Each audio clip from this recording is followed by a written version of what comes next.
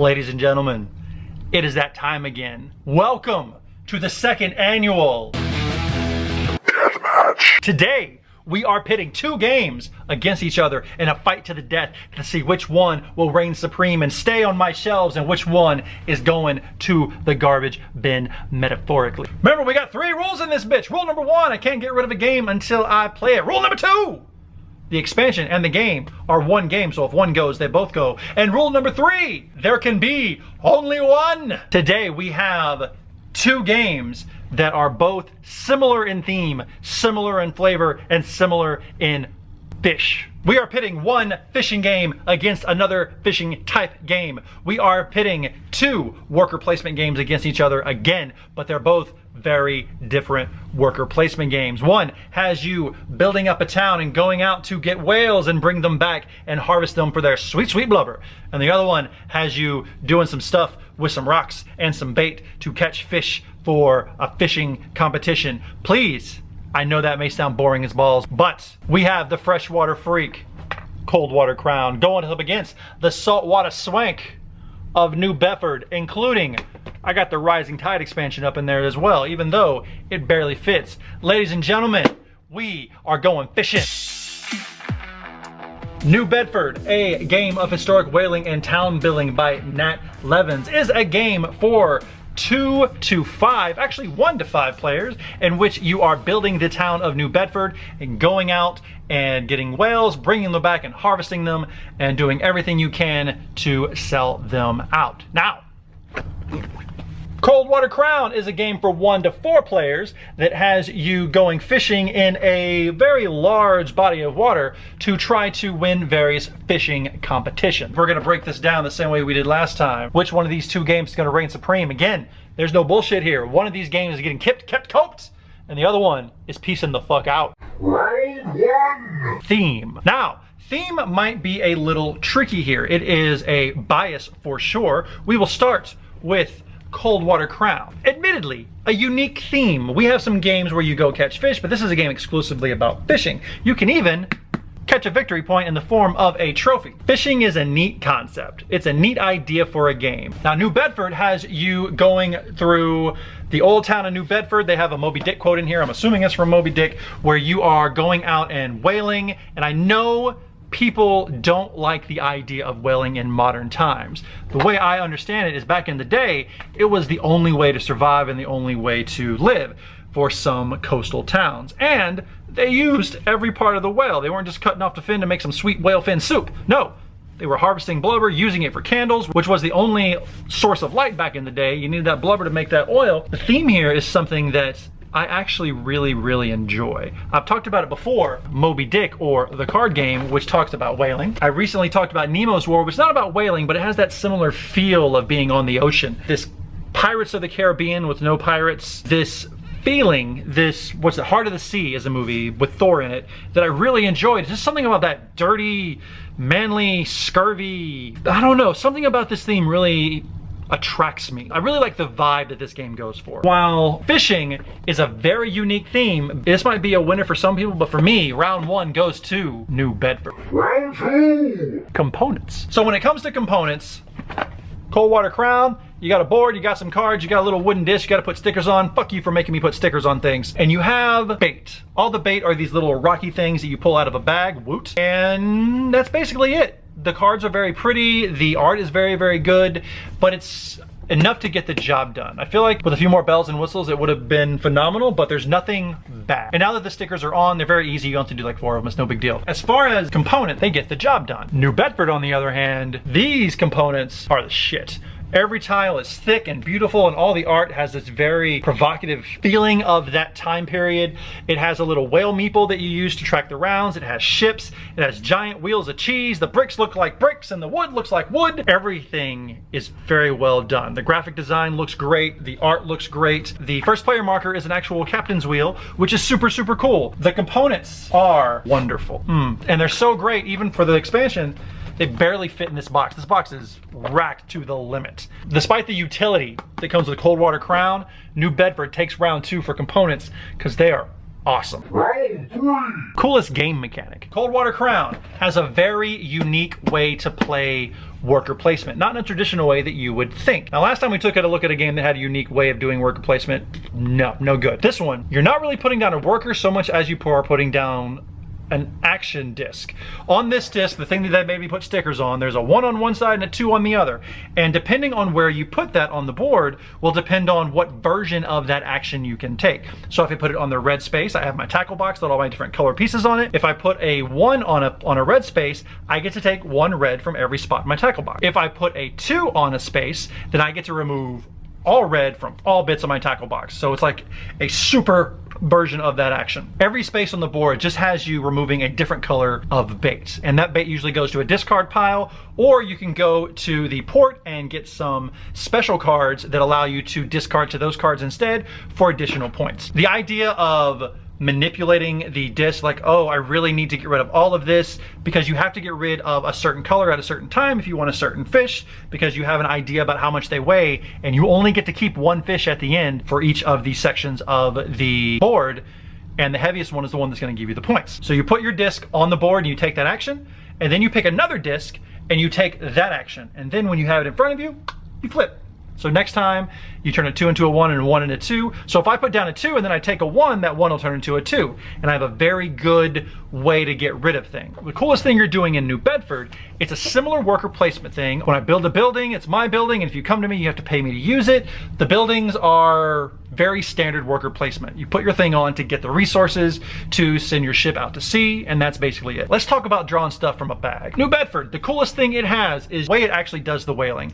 Let's say I go out, you count up how many ships are at sea between you and everyone else. You draw that many tiles out of a bag plus 1, and you display it. If it is a whale, then you take the whale, the other person takes the whale, and you put it on your ship and you move. But as you guys come throughout the game, there are fewer whales out in the waters, in the bag. And instead, there are empty water tokens, showing that the more that you do the whaling, the fewer whales there are going to be. That's a pretty neat idea, going out, doing that. It's what drives the central game is to get the whales, because that's really the only way you get points. And the expansion allows you to do something with that empty water tile, like writing in a ship's log for different benefits. There's a deck of Providence cards that will help you, and another ship's log cards actually hurt others. So depending on which one you take, and they do different effects, kind of to spice it up to keep you from being bored. The worker placement way you do things in Coldwater Crown, which is the whole central way you play the game, and New Bedford way of whaling and doing all that kind of thing. This one actually is gonna go to Coldwater Crown. I loved the mind games that went with putting your little disc down, doing the action, flipping it, and realizing, shit, I need to do this now, but you always have to place your disc before you take a disc. A lot of times, one of two things is gonna happen. I'm either gonna really need to take a disc before I play it because I want a certain fish, or I don't have any action that I can do because I didn't plan. And if you don't plan, if you're just flying by the seat of your pants, it's not gonna work. But that central idea of placing the disc down, taking the other one and flipping it, Coldwater Crown fucking nails it. It's a really, really cool thing, as opposed to your standard worker placement, drawing stuff out of a bag, which I love, but they somehow managed to make it not exciting.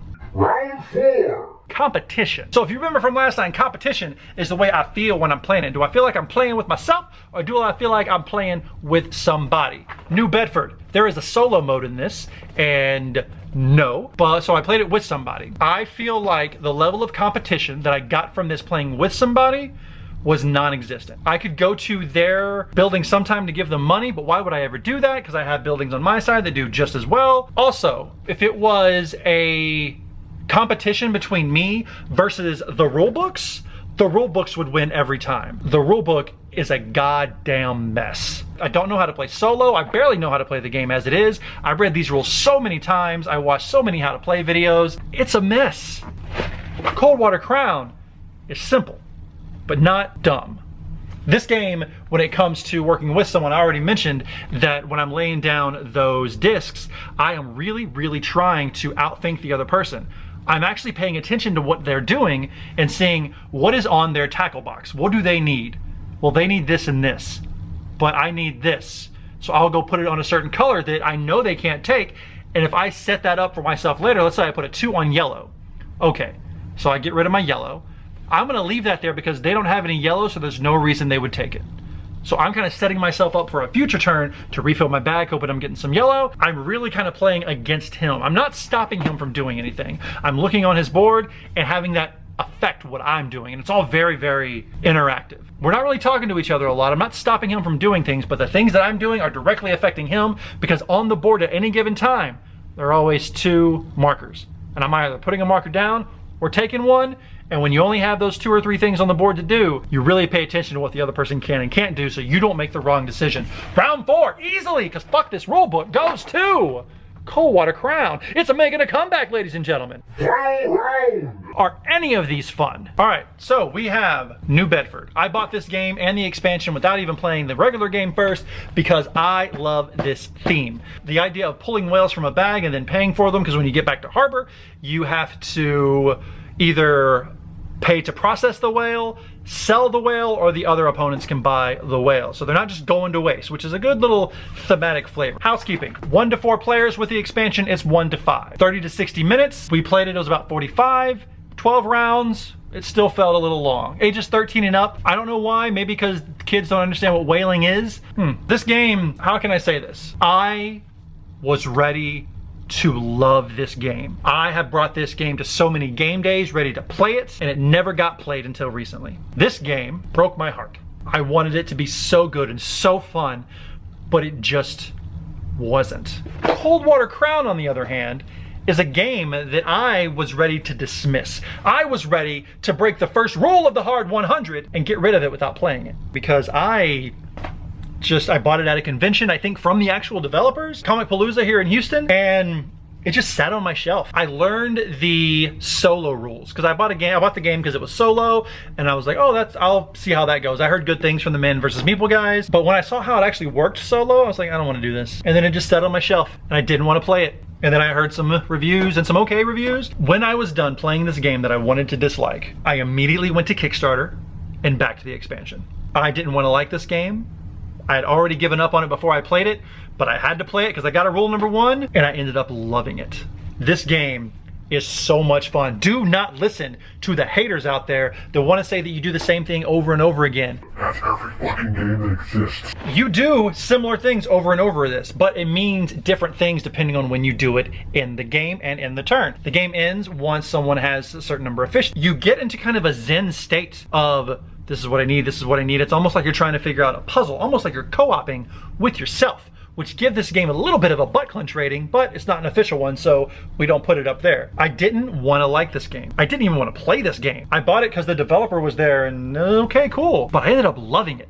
I backed The Seas on Kickstarter. I can't wait to get that and add the sea. I can't wait till they add another thing up there. I can't wait to play this game again. This game was way more fun than it had any right being. It's a game about fishing, but it was fun. The idea that you're getting all these fish, but you're really only going to be able to submit 1 to the competition is a big deal. Because I see the weight range on the fish and I'm like, oh, I need to get another one of these. You need to get another one of these. Oh, I need to get all the small ones because I get this bonus. There's like bonuses for everything. Housekeeping, 1 to 4 players. Like I mentioned, I tried doing the solo. I don't recommend it. We played it with 2. I would play this with 4 because the turns are so quick. Playtime, 40 to 90 minutes. Yeah, it went about 45 minutes or so. It wasn't long at all. Ages 14 and up. I don't know why. I don't think there's anything particularly complicated, and all of the cool little bits that you're pulling out of the bag are very colorful. Maybe because they don't eat them? Bellwether Games, a strategic fishing game from Brian Schur. Brian Schur's Coldwater Crown. You done good, kid. You done real good. The winner of fun, and is it Coldwater Crown? Ladies and gentlemen, we thought it was gonna be another clean sweep as we started singing the praises of New Bedford and its beautiful theme and its wonderful box of bits, but Coldwater Crown and its wonderful way to play and its really fun ability to compete with someone and the fact that it's just fun makes it the clear winner. Mr. Coldwater Crown, you are in my Hard 100 collection. You are a beautiful box, and I can't wait to get the expansion and play you again, you beautiful, beautiful son of a bitch. New Bedford, you broke my heart. I wanted you to be great, but you were boring, you were unfun, and your rulebook, top 3 worst rulebooks I've ever had to slog through, and I wanted to love you. This is the equivalent of the hot girl with a terrible laugh. I hate you now.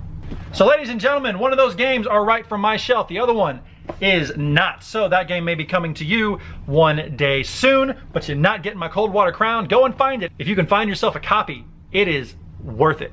Do not believe the haters that say it's boring because you do the same thing. Fuck those guys. We play games to have fun, and this game is fun. Find some friends, find some drinks, fry up some fish, play that game. My name is Billy. This has been the Hard 100. We have done again the Lord's work. This has been your deathmatch. Join me again next time as we take a look at more games as we go through. My name is Billy. You are the people. This is Gone, and this is the catch of the day. Peace out.